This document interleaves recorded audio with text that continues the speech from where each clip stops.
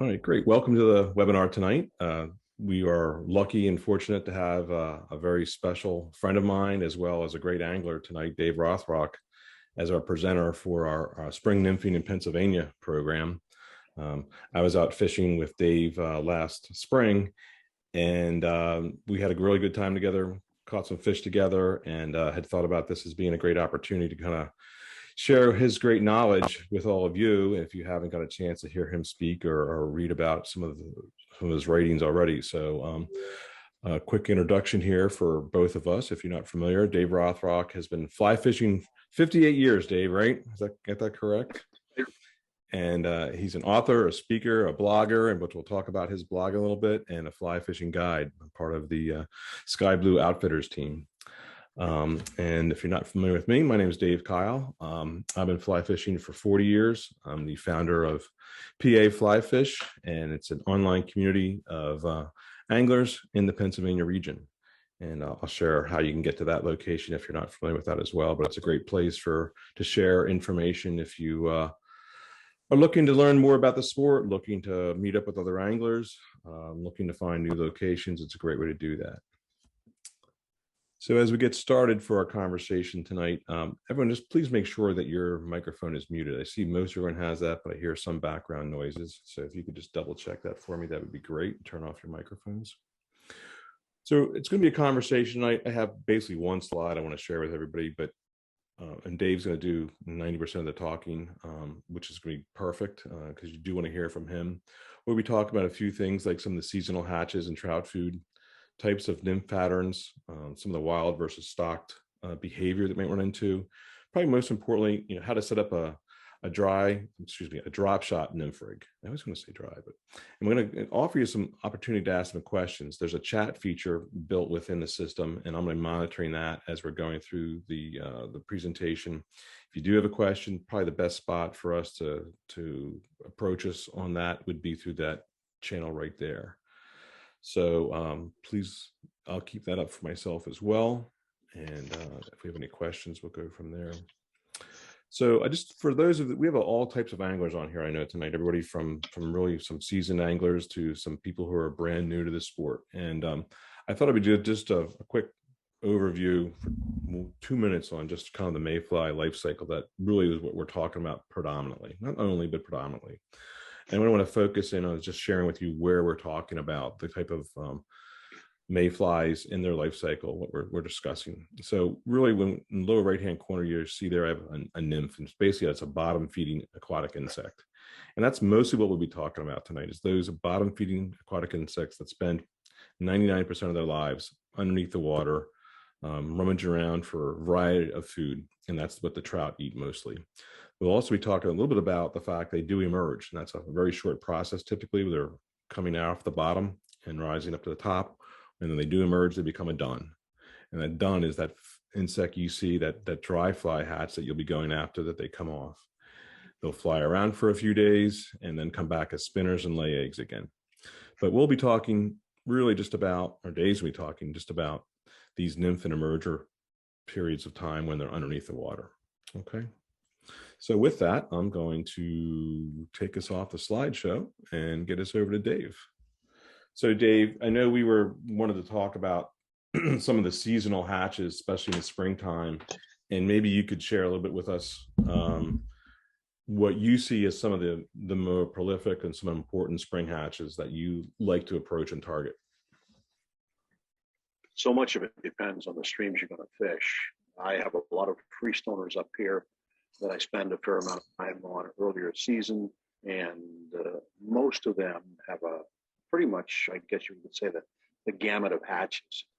That includes obviously stoneflies, mayflies, caddisflies.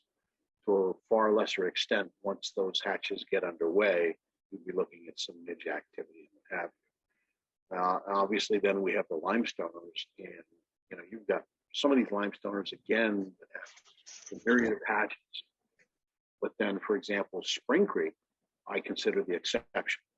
While it doesn't have the myriad of hatches that we would typically look forward to, what hatches it does have seem to be an incredible abundance. And that's where really so much of this comes into play. When you look at getting a handle on what hatches you might be able to see depending on what stream you're going to visit. In the case too, you know, when we look at the hatches, we see the sequence of the early season hatches. We start out with the blue wing olives, which are betas. Now, I have a tendency to use the term betas only because blue wing olives apply to different numbers of hatches as we go through the season. And so if I say betas, obviously if someone else knows exactly what I'm talking about, because they know it's the little blue wing olive, then we can really relate to something there. That's the first hatch that we see. That, however, is not necessarily really important on pre-streamers. It is on some, but not all. Now, when you get down to the limestone influenced streams, yes, it's very important. In fact, it's primary. They usually start appearing somewhere around the beginning of March. Really weird here.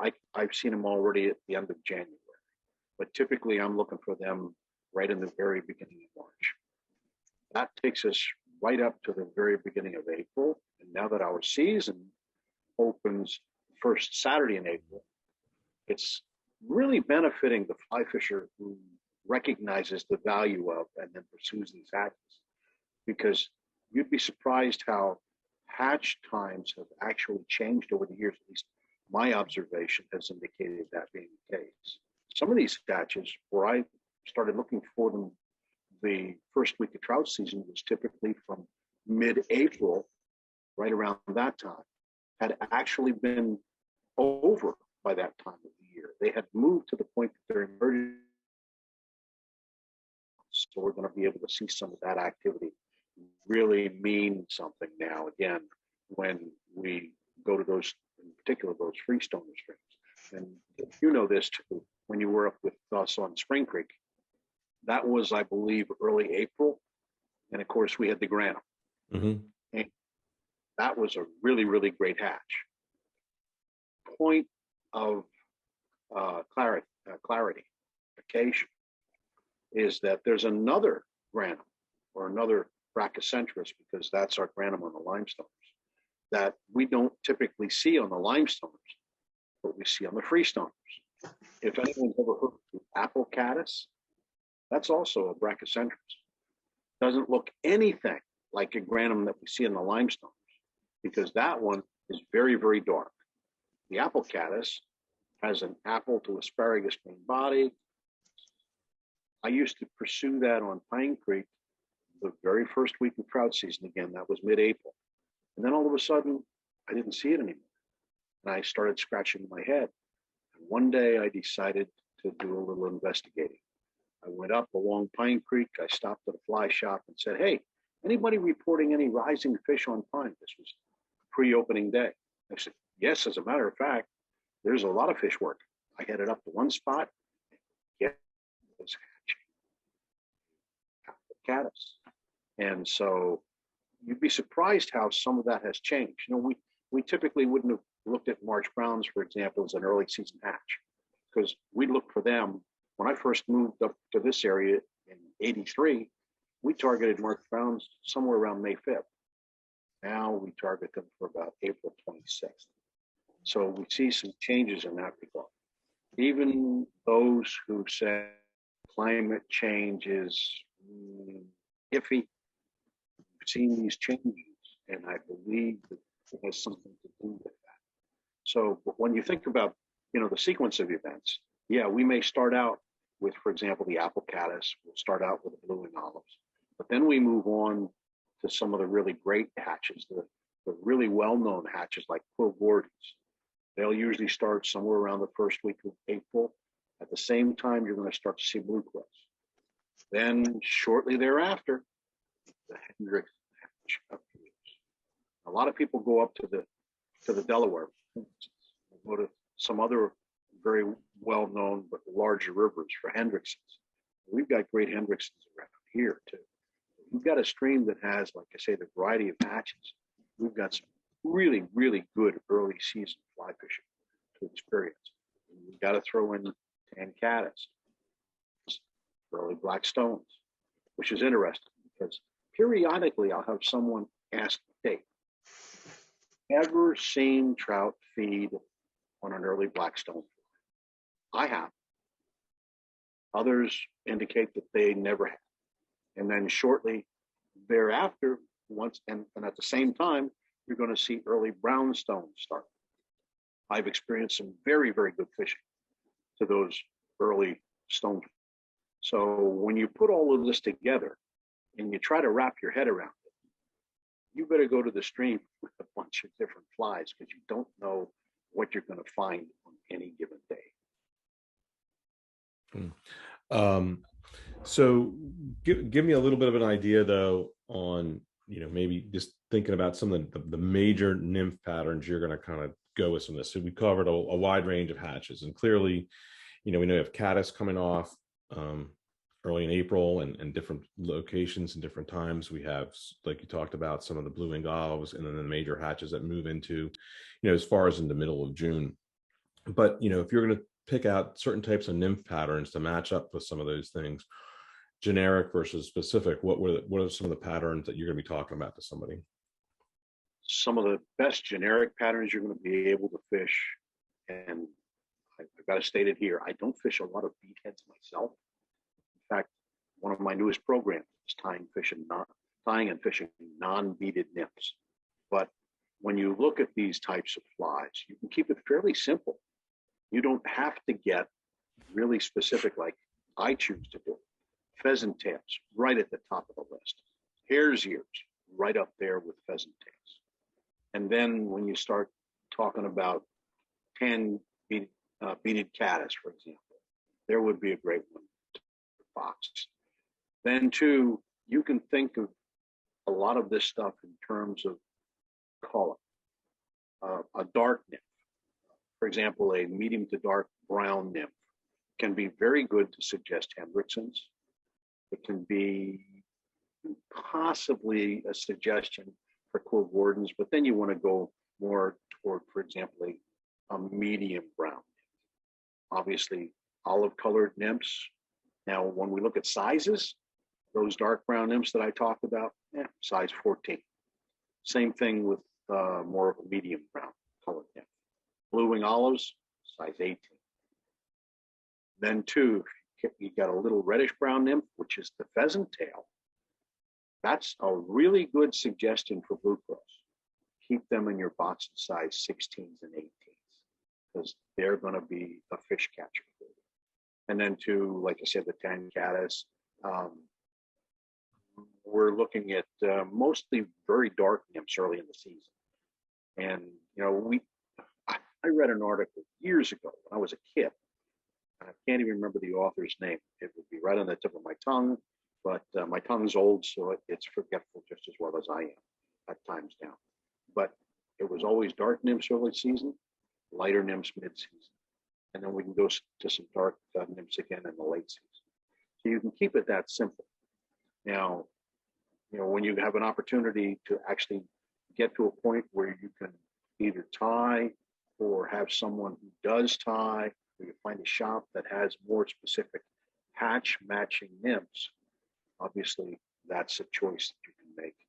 And make sure you've got good numbers of them, because like they say, how about any specific, like, so when I go to Spring Creek, I'm always going to make sure I have some wall swarms with me, which is a nice fuzzy kind of looking and then they also, along with that, there's other types of specific. So what would be some other specific, I guess, nymphs that you would take to streams that maybe outside the generic? So again, wall swarms on Spring Creek for me.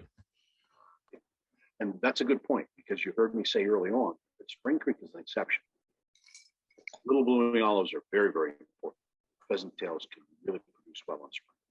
But when you start looking at carrying scuds, you look at carrying a good crestbug pattern, and then too, the Waltz worm suggests a crane fly larva, which is very populous in Spring Creek as well.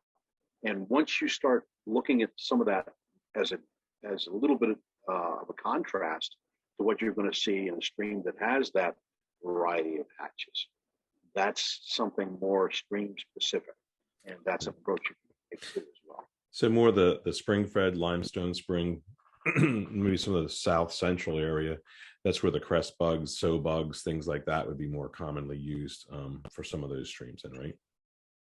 For the most part, yes. But like I say, Spring Creek, oh my Yeah. goodness, especially Bellefonte upstream, crest bugs reign supreme. They really do.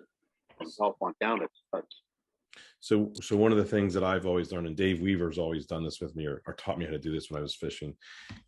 Before you started fishing, is that we used to walk into the stream, or if we're not catching anything for a while, just start, turning over a rock or two to see what you have underneath there. And especially in some of those spring streams or in some of the limestone springs, you're going to see a whole different type of fish, or nymph, that you're going to see, and nymphs in there that you're not wouldn't normally see. Oftentimes, northern freestone streams, you're going to see the clingers underneath the rocks. You're going to see the kind of nymphs that are pretty common for things like sulfurs and stuff like that. But you see a whole different cast of characters underneath the rocks in the limestone springs. absolutely no question about it. So you got to keep. Go ahead. I was going to say, you got to keep in mind too, when it comes to, for example, Walt's worm patterns and scuds, pretty much every limestoner that you're going to fish, those nymphs will be one of them. Right. High Okay. priority. So a lot of these patterns you've been talking about are kind of intended for various, can be matched up. So some of them are pretty generic.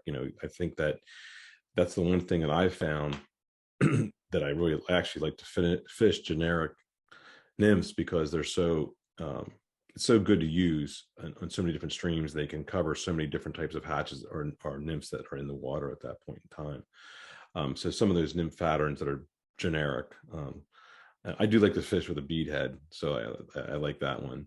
And I know there's a question here: how do you get something down below the water if you're not using a bead head with it? So we'll talk about some of that strategy here in a moment or two. How about, a lot of the stuff we just mentioned are typically waters with naturally reproducing brown trout or trout that are wild. How about when we're in stocked fish situations, which for early season, that seems to be pretty common, especially for new anglers. They're going to go to a spot where they're going to be encountering stocked fish. What's, in a nymphing pattern for something like that, what's probably a good approach? Well, when you consider stocked versus wild, stock trout generally have been only introduced into that aquatic environment literally days before you're going to be out on the water. And most of it would be what I would approach as an attractor fly. We'd be looking at egg patterns can produce very, very well early in the season of stock fish. Believe me, wild fish will take them too. Mop flies. You hear a lot of talk these days regarding mop flies. And it's interesting because when I talk with anglers, it seems like they either love them or hate them. And that kind of surprises me because I'm not averse to fishing mop fly as well. I will tell you that fish, my son loves a blue mop fly. Oh, really? Oh, yes. What are most of the fish that they're putting in these streams? Rainbows. Rainbows, it's been determined based on studies, are most attracted to blue. So, flies like that can be very, very effective early in the season on freshly stocked fish. Yeah, I used to fish up on, I used to fish on First Fork. They used to stock it before it was a project up there. They'd had a lot of rainbows, of course, and we'd go up there with little egg patterns with, we call them Oregon cheese. Yes. They were just, orange ball through a hook with a little red dot on it. And, I can remember bouncing through the stream up through there and just catching rainbows left and right some days, depending on how things were going in some of the water behind the rocks. But you do, how long do you think it takes some of these stock trout to kind of move from that stock mentality into a moving more and recognizing more the natural reoccurring fish food that might be in there for them? Well, my take on that is, if you've got a stream that has a decent population of bugs, we got to keep in mind that these bugs have a tendency, when they're ready to hatch, to make their way up through the water column to the surface. If they do that en masse, these fish are seeing that, and hatchery fish start picking up on that. All of a sudden, they start that transition from thinking about pellets to thinking about what what is so populous in this water. Maybe it's good to eat. They start picking off these nymphs as they rise to the surface, and of course, later on they pick off surface flies as well. But I think that could very likely contribute to our seeing hatchery originated fish adapting to more natural conditions and feeding. I missed you in that last part. You broke up a little bit. You see those conditions happen. How long do you think, did you say? I think it can happen fairly quickly. I see trout, for example, picking up on taking dry flies off the surface fairly quickly as well. Yeah. It all depends, I think, how populous those food items are, those nymphs are. Yeah, I tend to agree. I think my experience has been within weeks they're moving towards that opportunity for themselves, realizing that's the food biomass they need to be eating to sustain themselves. It doesn't take them months, that's for sure, but it doesn't happen necessarily in days either. So if you're chasing the bucket brigade out there and you want to go fishing the next day or two, I'm not sure a natural nymph of pattern is going to be your best bet. Some of those other alternatives that we mentioned, there's mop flies, Oregon cheese, things like that. I often like to use a sandwine worm, if you're familiar with that one, and some of those kind of conditions. And that's just almost a worm looking kind of like a thing. It's pretty nice to use sometimes, and that's very, very, very productive with especially those kind of fish and those kind of conditions early on. Yeah, pink is a good color. Yeah. Again, attractor colors, if you're fishing over stocked fish, if you're keeping it down under, there's nothing coming on the surface, you're trying to fish underneath, the attractor colors of the bright colors, the greens and the mop flies work pretty well. They're also used to called green weenies back when I was fishing early on 40 years ago. Now they're called mop flies. But those kind of patterns, those kind of colors are going to get you the best bet on some of those stock trout, as opposed to being in like Spring Creek or in Penns Creek and some of these other places. So you do have to think differently, depending where you're at, what time of year it is, and realizing those wild versus stock trout are going to behave and be eating differently, especially early on in the water. And ultimately, some people don't like to fish those kind of fish. So they're going to be more apt to fish and sort of for wild trout. But I mean, I think there's a lot of people, as they get started with the sport, there's a lot of opportunity, and fishing in some of these stocked waters is a great way to begin. There's a lot of great projects out there, Keystone, different places you can go to that offer some great fishing, and you just got to learn to adapt. And some of these fish may not be going after a natural or native nymph pattern right from the start. So help us out a little bit. Then I'm going to switch over to gear a little bit. Talk a little about, I'd say, what's someone Lars mentioned to us here. Another idea is using sucker spawn, and that's a great way to go. Especially, Dave, want to explain what sucker spawn is and why it's called that? Well, sucker spawn, you got to keep in mind all of these fish spawn. When they spawn, they lay eggs. And I've encountered people on the stream already in open water. I can remember more than once I was down on Fishing Creek in the past years, and here's somebody fishing with a spinning rod, fishing actual sucker spawn.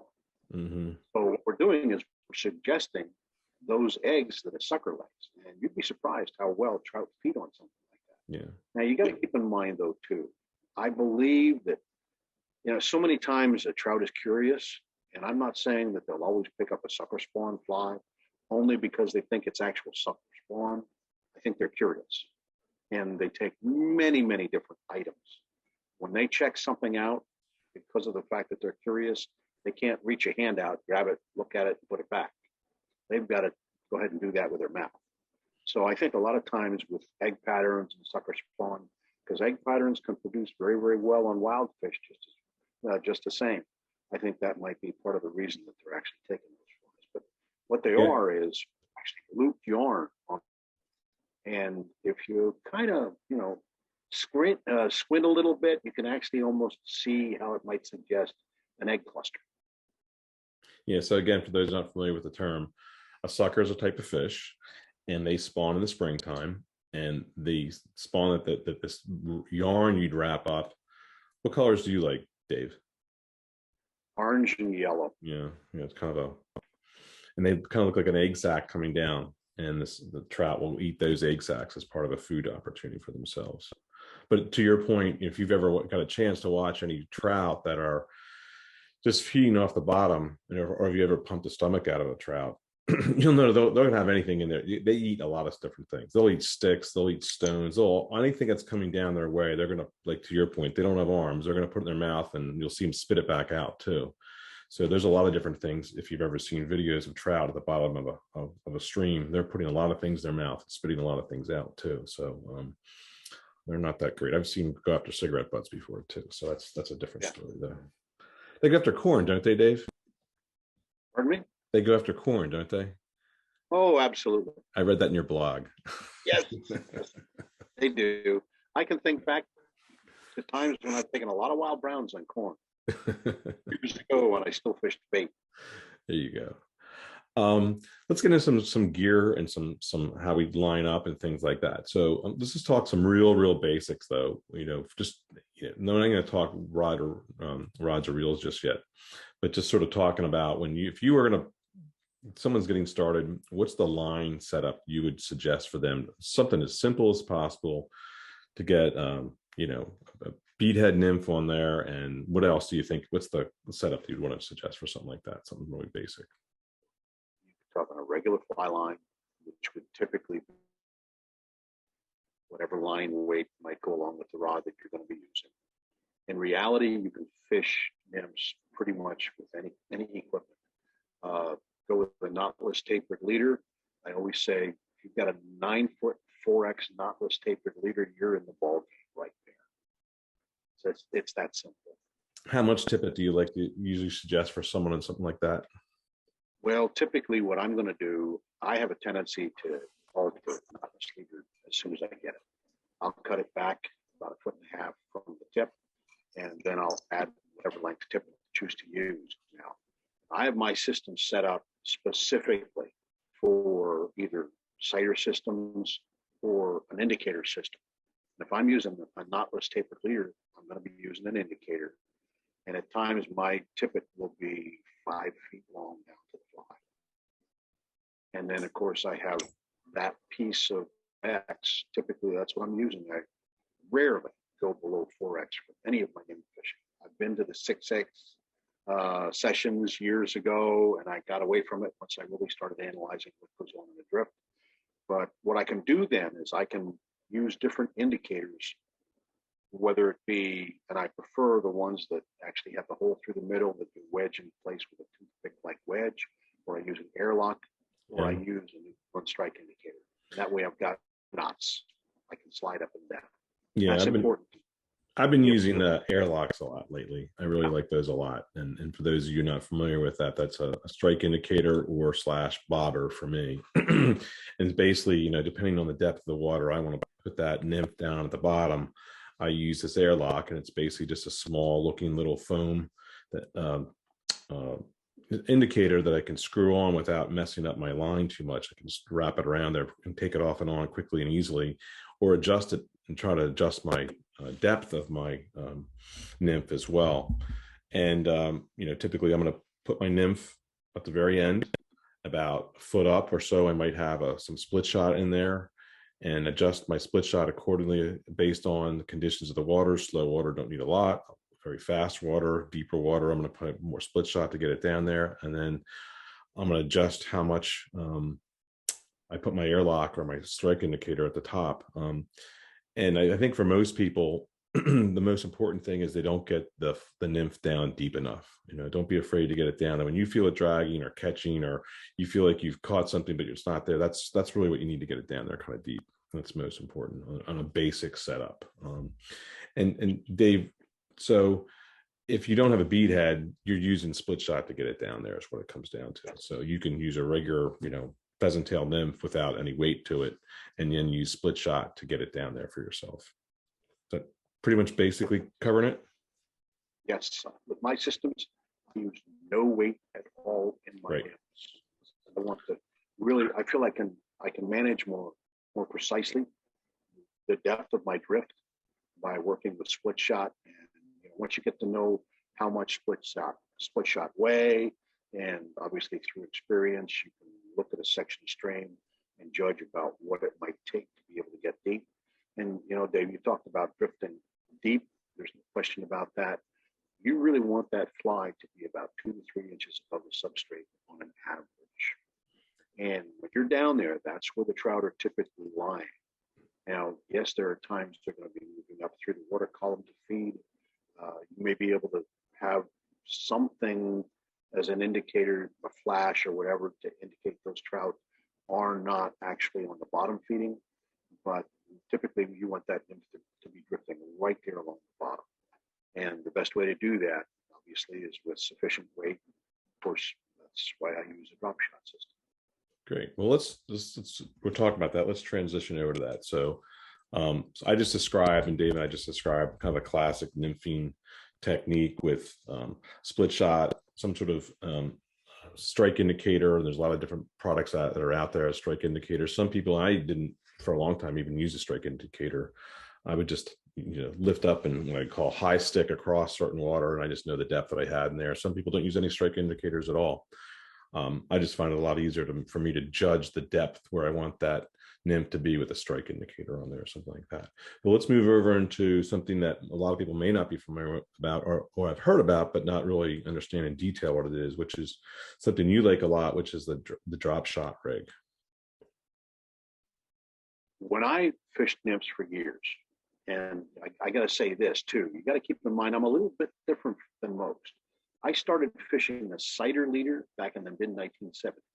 So I came from a cider leader to get some experience fishing indicators, whereas most people either came in right away to the cider system, and that's what they stayed with, or they've come from an indicator system and then were introduced to a cider system. So let's back up 1 second. What's a cider system? Okay, the cider would be what people would refer to as contact nymphing, tight line nymphing, Euro nymphing. And what it is a high visibility section of monofilament that is actually built in part of the leader itself. It's something that remains where it is. There's no adjustment, but then typically there's really no need for adjustment, because what you're doing is you have that lengthy piece of monofilament for you to focus on to detect any abnormalities in drift. I have a tendency to call it a cider system. Okay. I don't like at times contact nymphing. I don't like tight line nymphing. I don't like the term Euro nymphing. In my blog, I say, believe it or not, those leader systems were developed in the southeastern part of Pennsylvania at the same time they were developed in Poland. Dave, you broke up there a little bit. They were developed the same time in the southeast Pennsylvania, the same time. What did you just finish saying? As the same time they were developed in Poland. Okay, in Poland. Yeah, okay. If those are not familiar, there's another technique called Euro nymphing, which is, as Dave was alluding to, it's developed originally in Poland and other parts of, there's Czech style, there's different things like that come over from Europe. And this has been around for decades now, but as Dave's suggesting, is that in America, Southeast Pennsylvania, Dave was involved with doing some of this as well. So give us a little bit of an overview of what this rig would look like. Whatever leader I choose to use, and if I'm fishing an indicator system, what I'll use is I'll use that knotless taper leader, cut it back 1.5 feet, tie a real small perfection loop, and then attach via a clinch knot, a piece 5 feet long for my tippet. Now, down at the bottom, then, what I'll do is I will, again, via a blood knot, tie another section of tippet. If I'm going to use 2 flies, I'm going to allow one of those tag ends of my blood knot to be quite long. When I say quite long, a lot of people recommend, obviously this is a dropper tag. A lot of people recommend 4 inches. I prefer to have it a bit shorter than that. There's a reason, because once you really study what goes on in the drift, and when a trout takes it, what happens immediately after that, it all takes time to recognize that, in fact, that trout is taking the fly. But anyway, I'll go ahead and then add another section. I'm fishing 2 flies. And down at the bottom of that, I'll go ahead and again, via a blood knot, tie another section that will be somewhere around 10 inches long. Again, the droplet tag coming off of that, that'll be roughly 3 inches long or so, to which I'll tie my second bottom fly. Now, all of the weight that I put on to get my flies down will then be placed on that last 10 or so inch piece of monofilament. You hear me say mono, I don't use fluorocarbon. I just don't see that the added cost of fluorocarbon really provides those benefits that a lot of people think it provides. But anyway, all of my weight is down at the bottom. If I'm using shot, then obviously I have an opportunity to vary the size of shot, which means the weight of the shot, depending on how deep of a drift I need to get down. And obviously for faster current, deeper current, I'm going to need more weight. For slower current, shallower water, less weight. And so I have, I believe, a more precise adjustment potential in a system like this. And when you consider the fact that the drift, your tippet is actually angled from indicator on down to that weight, even though I have my weight, say, 6 to 8 inches below the blood knot to which the last fly is tied, I'm really only drifting that fly about 3 inches or so above the substrate on average. So that's right where I want that fly to be. And again, I can go ahead and vary that weight depending on changing conditions, and I can make those changes very quickly rather than having to change a fly. So it's all about versatility for me. Okay, so to generalize this, you're taking off your leader, you have a length of tippet, let's call it that, it's a monofilament. And how long would that length be typically? Typically 5 feet. 5 feet long, okay. And then as you go down, you're gonna take a tag and tie that off, and you'll have a fly there, a nymph, excuse me, go down another 6 inches, 10 inches, and put it. 14 inches. Okay. 12 to 14, then I have a bottom fly. And then your bottom fly, okay. And then all completely off the bottom, off from those two tags, is your shot and your weight at the bottom. Correct? Yeah. In fact, I don't know if you're going to be able to see this. Yeah. But I have a reel here where I have this system so that you can actually see it. Again, I don't know if it's going to show up too well.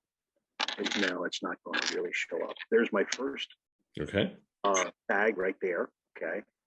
And again, that's attached with a blood knot. And then I have another tag. So about 12 inches down below that, I have a second fly. But then I have this final piece of mono with a split shot right there. So really what I have, if I can show you this, right here is my blood knot to which the tag is coming off, or from which the tag is coming off of my bottom fly. Right here is my shot, right there. So that would be a drop shot system. And it drifts like this.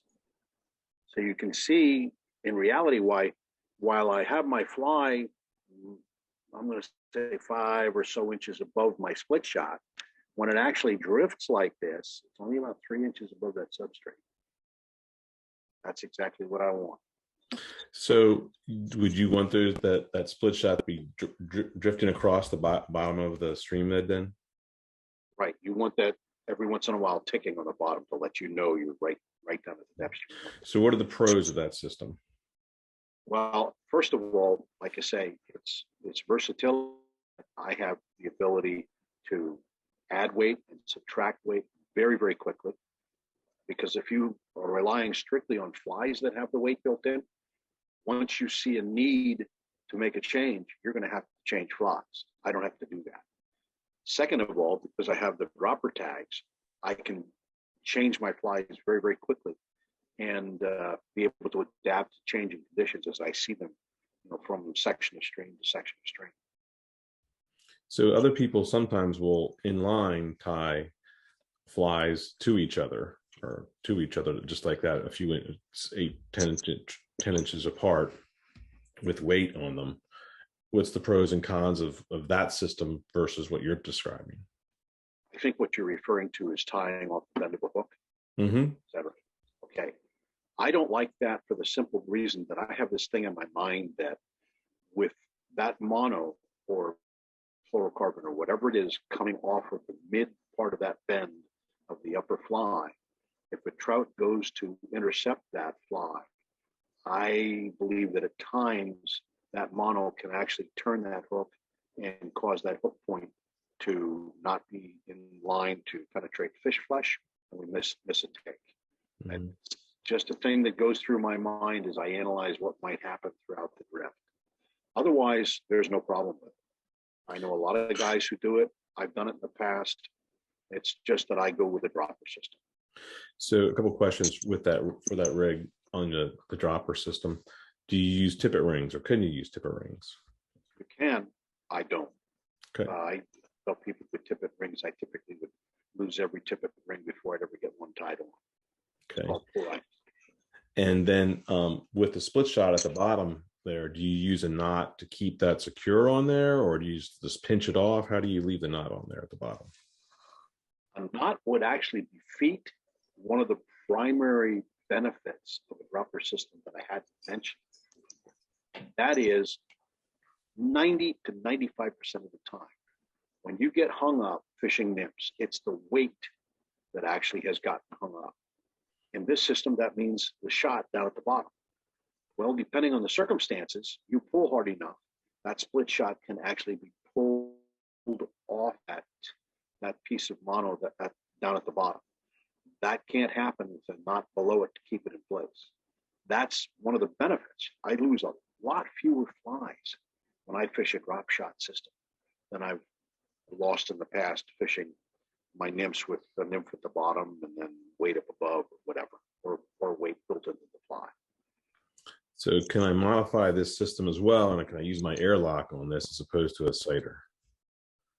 Oh, absolutely. Absolutely. I use the same setup regardless if I'm fishing my sighter system or if I'm fishing an indicator system.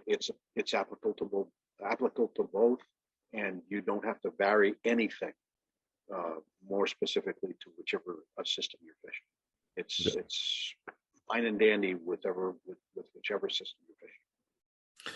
Another question for you: with such a short tag for your blood knot, how do you maintain the tippet on the tag when you do change flies? Good question. I get about 2 fly changes after the initial fly that's tied at the most. So when I see that tag end, that dropper tag is too short, all I do is take another piece of tippet material. I'll wrap it around my tippet above the blood knot, and I will tie a clinch knot, snug it tight, slip it down right against that blood knot, tie another fly on, and I'm ready to go. Got it. Okay, cool. Good. How about any other gear that we're going to talk about before we wrap up on what's your favorite, rods that you want to be using for some of this? I was reading your blog, and you had a good long history of everything from your 6.5 foot when you were a younger person to your favorite ones you use today. So what do you think are some of your best nymphing rods right now today? Well, there's no question. The more you can keep off the water, the better off you are. And most of the time, even when I'm fishing an indicator, I have everything off the water from the indicator up to the rod tip. When you learn how to execute some casts that can really help you present flies, you can actually get great drifts much further away from where your indicator system than you can with the tight line or sighter system. And that being the case, I like a long rod. Now, I've got to say too that when I say versatility, I apply that across the board to all my equipment, and all my equipment selection is based on that. The rods that I fish nymphs with, my whole setups will also present a dry fly very well. That's very, very important. I need to make that change very quickly. So the longest rods I'm going to use are 10 feet. Reason being, and Dave, if you read that section of my blog, I contacted the chief rod designers. Since I'm on board with Douglas Outdoors, I have access to their rod design. and he confirmed some of my thoughts on all of this. Number one, a rod more than 10 feet long becomes less stable, which means you're not going to get the accuracy that you would with a 10-footer or shorter rod and presenting dry flies. The same thing, it's not going to cast as well, which obviously when we talk about casting a fly rod, we don't so much talk about fishing nymphs, we talk about fishing rods. We basically lob nymphs. Okay, so that being the case, 10 feet is as long as I go. I fish a 4-weight in heavier water conditions when I'm going to require more weight. And I pretty much have it down to how much weight my 10-foot 3-weight's going to handle before I start seeing proficiency suffer. And that proficiency will be in the form of both accuracy in presenting my nymphs and also strike response. So once I get beyond a certain weight that I'm fishing, then I move up to a 10-foot 4-weight. Now, when I'm fishing smaller streams, I can use anything from a 10-foot 3-weight to a 10-foot. You broke up there again a little bit. You said anything from a 3-weight up to what's the heaviest weight you use in Pennsylvania? If I'm using a 9-footer, I've many times fished a 5-weight. Yeah. It'll easily handle everything. Now, one of the things that I do too is with regard to my fly lines, typically I'm fishing 2- and 3-weight lines, even if I'm going as high as a 5-weight rod. Mm-hmm.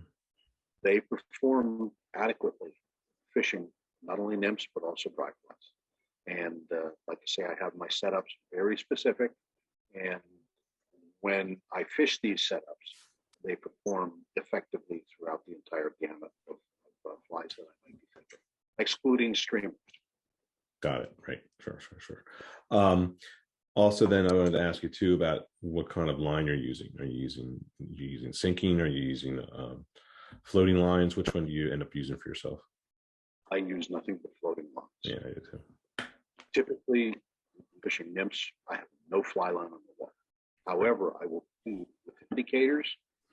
There's not a problem getting fly line on the water as long as you know how to lay that fly line out there in such a manner to give you a fairly long grip.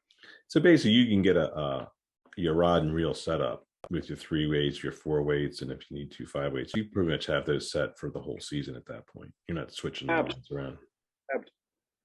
Yeah.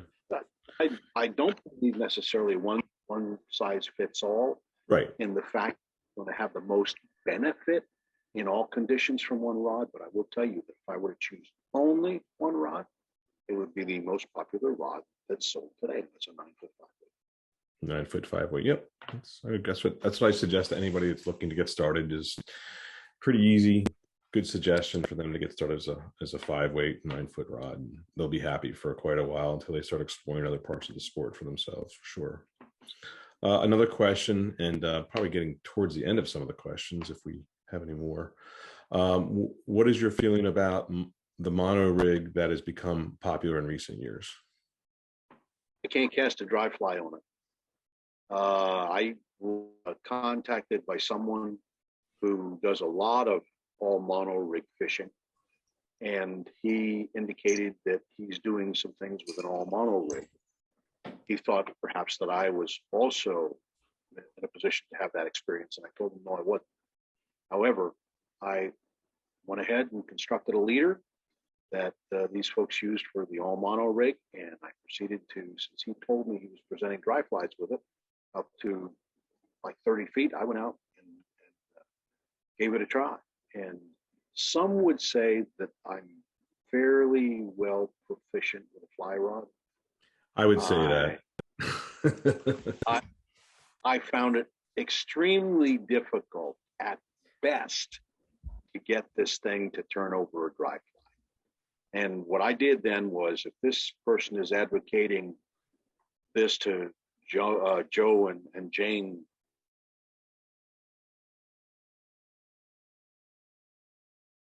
lost you again there. So an all mono rig is far too limiting for me to consider. I'm going to ask if there are any more questions. We're getting close to the end of the hour here, and I'm going to make sure there's any more questions for anyone. And Dave, do you have anything else you want to add in our conversation here tonight? While I'm looking over here. Not really. Nymphing, nymphing can either be very, very complex or it can be very simple. And when you look at the whole gamut of things, which I have, it's amazing what'll take a trap. So don't go out there and think that this is something that really takes a lot of investment, time and effort to catch fish. If I can take somebody out in the stream the very first time they have a fly rod in their hands and they can actually be successful, anybody just starting out on this game can experience the same thing as well. By the same token, as deep as you want to get into it, it's all there for the study. Well, and I agree, and that's why we had the drop shot rig. I wanted to hear you talk about that because you and I got a chance to explore that on Spring Creek, and I caught trout with it, so it was a lot of fun. You coached me on it. I have not been using it. I'm pretty much a meat and potatoes kind of angler, and I don't usually fish with more than one fly on my line. Once in a while I do. I find myself spending more time undoing what I've done to myself than with more than one fly. But with that particular technique and that setup, it was certainly a lot easier. It was more productive for me. And it also didn't cause me a lot of problems when I was fishing with it, which is my big goal in life anymore. It's not to cause problems for myself. So I had a lot of fun with you doing that on Spring Creek, and we caught a bunch of fish that evening. It was a real great evening. It was a lot of fun. And I thank you very much for sharing that with me. And most importantly, I want to thank you very much for sharing that with everyone here on the site tonight. And this is being recorded, so I'll share this back out with everyone. We're getting towards the end of the hour, so I'm gonna wrap things up. One last slide I do want to share with everyone so you can keep track of things with Dave. Let me get that back up again. And let me share my screen there. So again, thank you very much, Dave Rothrock, for joining us. For those of you who don't know Dave, he's very well known within the industry, as you can imagine. He has started a blog. You started your blog last year, wasn't it, Dave? Yeah. You have quite a few very engaging and entertaining posts already on there. Everything from educational to controversial topics as well, which I like. Yeah, absolutely. That's why it's called the Ranting Angler. Yes, that's very good. So anyone who's looking to follow David more closely, you can follow him on the Ranting Angler. He is a member of the team with Sky Blue Outfitters. If you're looking to have him help you out with some a day or two out in the water, please contact Rick over at Sky Blue Outfitters.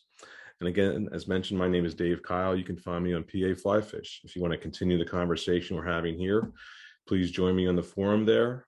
We've been around for pretty close to 27 years, one of the oldest fly fishing sites in the country. And we have a great collection of people who share on that site, and very happy to continue the conversation in other parts of the forum. Probably the most important part of the site is I get to meet great people like Dave Rothrock, people who I was talking to earlier, like Greg and Rick and Tom and all kinds of folks on here. And I'm glad we can share everything on the site we did tonight. So we're happy to continue the conversation on PA Fly Fish. But again, thank you very much, Dave Rothrock, for joining us this evening. Thank you very much. All right. Take care, everyone. I'll talk to you later on.